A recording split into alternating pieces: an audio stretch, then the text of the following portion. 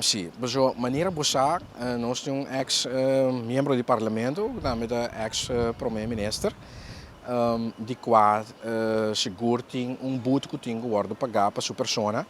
e nós temos indicação que é informação a que sai agora que netamente de quadro de crowdfunding que está tomando lugar em rede social para pagar e multa aqui para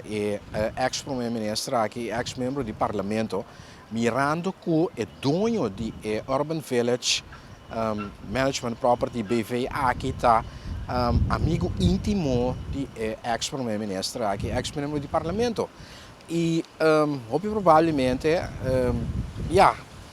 a base de quizás indicação que toch ex-primeiro-ministro que tem fundo para pagar e multa, então eu queria PCMS também Ministério Público a donar 10 dias para pagar e multa que tem que pagar, então eu queria de quadro e poder considerar toda a informação que bem está sali aqui netamente esse aqui mês.